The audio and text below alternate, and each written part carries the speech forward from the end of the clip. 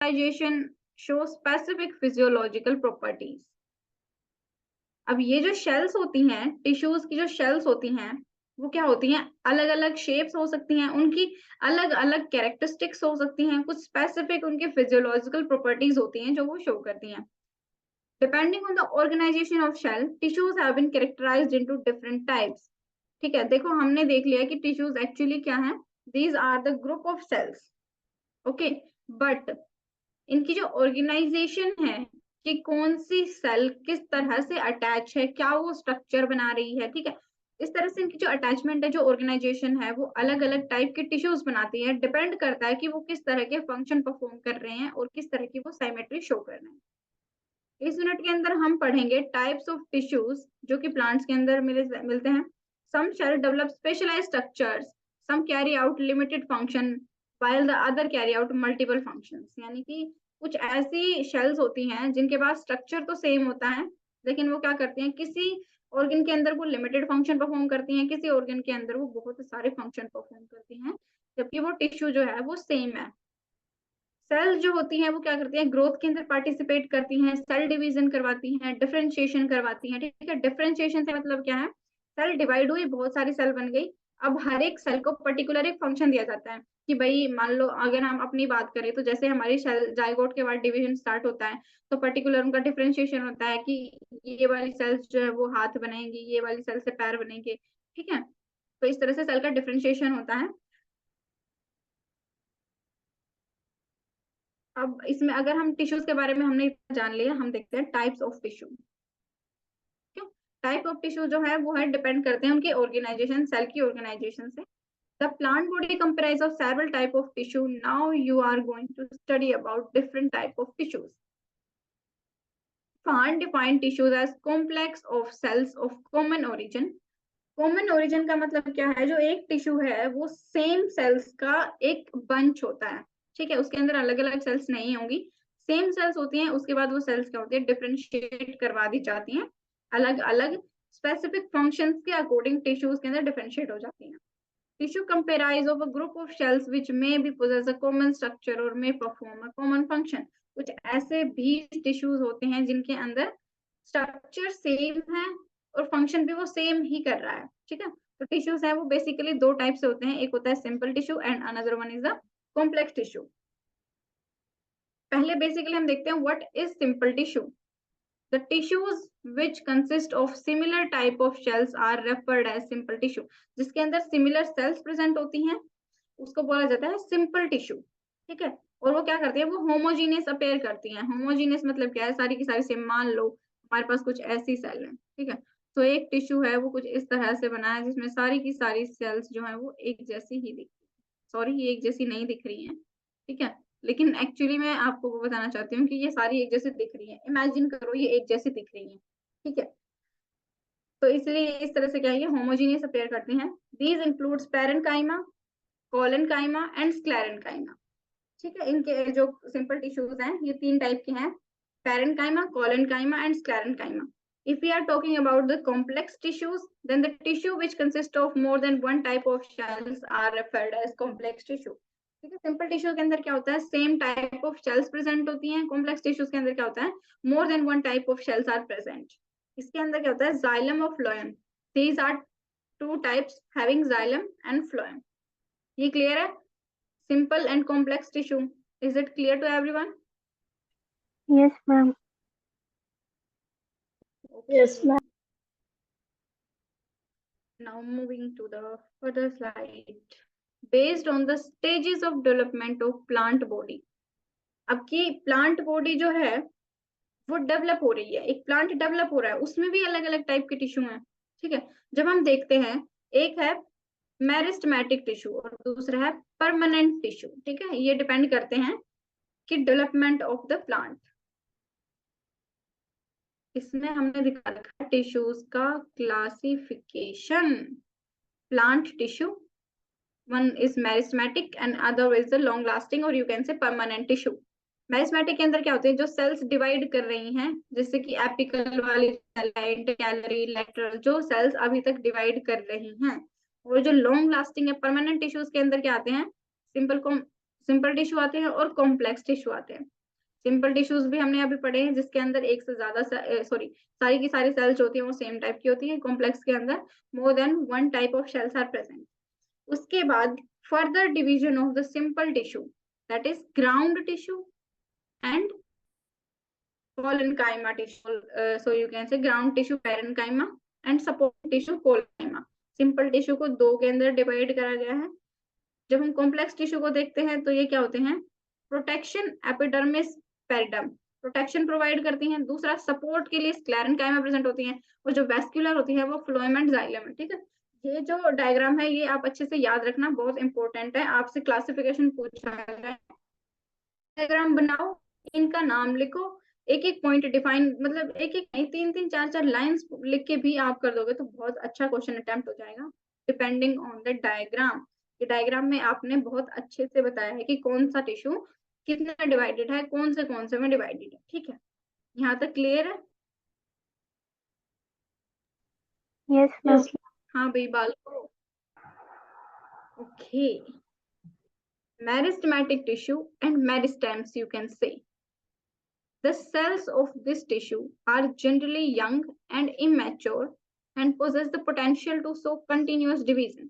Meristematic tissue क्या होती हैं, वो cells होती हैं जो कि immature हैं, यानी कि अभी तक उनका डिफरेंशिएशन नहीं हुआ है, उन्हें ये नहीं पता है कि उन्हें उस प्लांट का कौन सा ऑर्गन बनाना है, वो क्या बनाएंगी। तो ऐसी जो शेल्स हैं उनके पास पोटेंशियल होता है, आगे फर्दर डिवाइड कर सकती हैं। ये टिश्यू जो होती हैं इनके पास एबिलिटी होती है डिवाइड करने की, सेल्फ परपेचुएट करने की थ्रू द, जब तक प्लांट चल रहा है वो खुद को डिवाइड करती रहेंगी। डिवीजन के बाद थोड़ी बहुत सेल्स जो है वो डिफरेंशिएट हो जाएंगी, लेकिन जो फर्दर जो सेल्स है मेरिस्टेमेटिक सेल्स जो हैं और टिश्यूज जो हैं वो क्या करेंगे, आगे डेवलपमेंट करवाते रहेंगे उस प्लांट का, यानी कि सेल्स डिवाइड करती रहेंगी। A meristem may consist of one or more group of cells and these cells are defined as meristematic cells or meristem like। ठीक है, ये जो मेरिस्टेम्स होती हैं यानी कि मेरिस्टेमेटिक जो टिश्यू है उसके अंदर क्या होती हैं, एक या उससे ज्यादा ग्रुप होता है सेल्स का। ठीक है, इन्हें मेरिस्टेमेटिक सेल्स इसलिए कहा गया है। Thus we can say that a cell or group of cells that are meristematic consist of meristem। Meristem एक ग्रुप का एक ग्रुप है सेल्स का जिसके अंदर सारी की सारी सेम है। ठीक है, उसको इन्होंने बोला है मेरिस्टेम। ये बात क्लियर है, व्हाट इज मेरिस्टेम?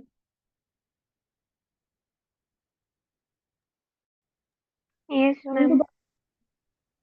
ओके, ये तो था meristematic tissue. And if we are talking about permanent tissue, these cells are derived from a meristem।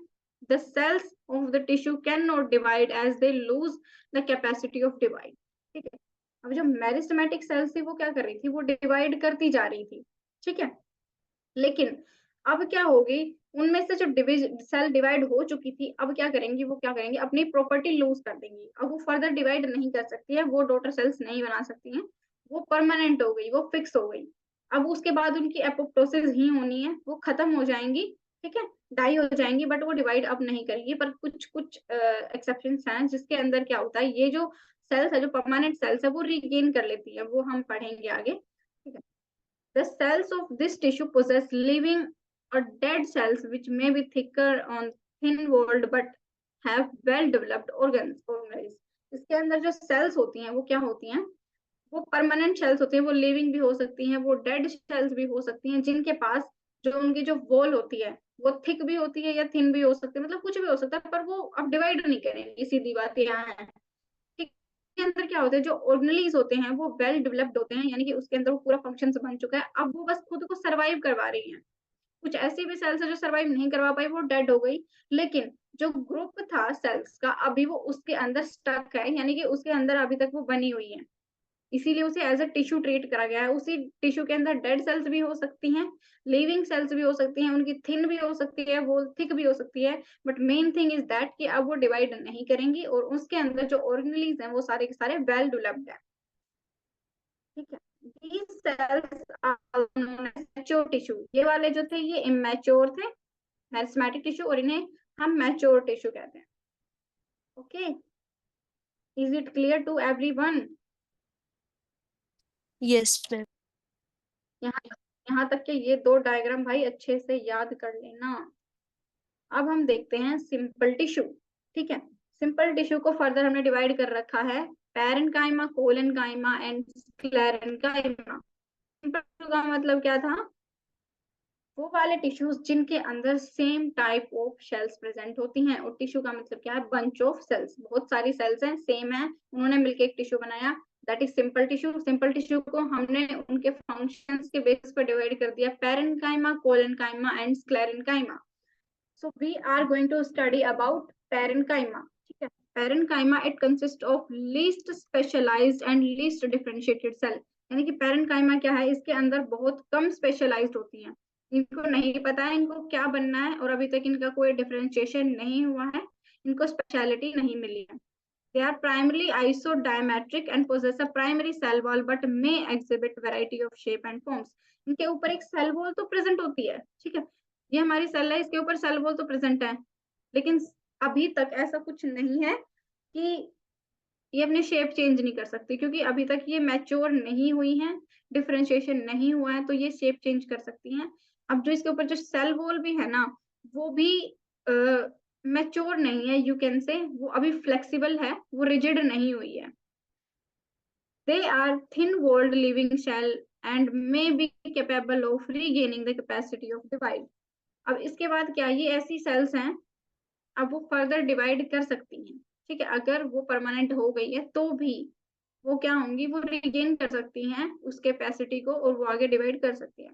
They are compactly arranged और separated by the abundant of intracellular space. Parenchyma can have diverse origin. जो parenchyma sales होती हैं उनके अलग अलग origin हो सकते हैं, पता नहीं कहाँ कहाँ से वो डेवलप हो सकती हैं, लेकिन उनके जो सेल्स हैं वो कॉम्पैक्टली पैक्ड होती हैं एक दूसरे के साथ, उनके बीच में थोड़ा बहुत, मतलब जैसे मान लो किसी सेल की शेप ऐसी है, ठीक है, अभी इसके बीच में जो ये रीजन प्रेजेंट है, जो ये बीच में बच गया है, तो ये क्या है? इंट्रासेलुलर स्पेस है। तो इस तरह से ये सारे के सारे इंट्रासेलुलर स्पेस प्रेजेंट हो सकते हैं, लेकिन ये कॉम्पैक्टली पैक होती हैं एक दूसरे के साथ। They originate either from apical meristem और फ्रॉम लेटरल मेरिस्टेम। या तो वो एपिकल मेरिस्टेम होती है, और यू कैन से लेटरल, एक ही बात है, ठीक है। जो एपिकल मेरिस्टेम यानी कि ये हमारा प्लांट है, और इसका जो ऊपर वाला, जो बिल्कुल कोने ऊपर वाला रीजन है, ये है एपिकल मेरिस्टेम, यहाँ से वो जनरेट होती है। They are regarded as basic group ground tissue from while all the specialized cells might have developed। इसके बाद क्या होगा, ये ऐसा टिश्यू है जिससे सारी की सारी सेल्स जो है वो डेवलप होंगी, यानी कि इनकी स्पेशलाइजेशन हो जाएगी, उसके बाद अलग अलग सेल्स डेवलप हो जाएंगी, इसलिए इसे बोला गया है ground tissue. The cells are scattered diffused element और होमोजीनियस मासेस। इसके अंदर होमोजीनियस मासेस की तरह ये फैला हुआ होता है, जैसे हम पहले डिस्कस कर चुके हैं कि सिंपल टिश्यूज जो है वो होमोजीनियस मास होते हैं, क्योंकि सारी की सारी सेल सेम होती हैं, तो वो एक जैसा ही दिखता है, उसके अंदर सारा का सारा कंसंट्रेशन जो है वो सेम है। Okay, they are generally polyhedral but sometime morphology variant stills and aren't form also occur। यानी कि इसमें क्या होता है, वैसे तो ये पॉलीहेड्रल है, ठीक है, लेकिन कई बार क्या होता है, जब हम पहले भी पढ़ चुके हैं कि सेल वॉल प्रेजेंट है बट वो इतनी रिजिड नहीं है, तो इसकी जो मॉर्फोलॉजी है वो चेंज होती रहती है, वेरिएशंस आते रहते हैं। A type of parenchymal shells is of 14 sided. यानी कि एक जो पैरेन्काइमल शेल है उसके 14 साइड्स होते हैं। These shells are physiologically very active and participate in the various metabolic activities।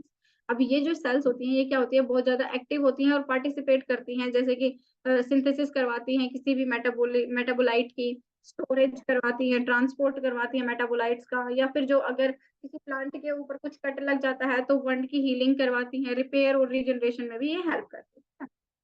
It is the most common type of tissue present in all many parts of the plant, such as pith and cortex region of the stem, roots, fleshy tissue of the fruits and seeds, photosynthetic leaves and rays of secondary xylem and phloem, as well as axial secondary xylem and secondary phloem। ये जितने सारी चीजों के नाम लिए हैं अभी अभी, ये एक ऐसा कॉमन टाइप है टिश्यू का जो कि इन सब के अंदर प्रेजेंट होता है।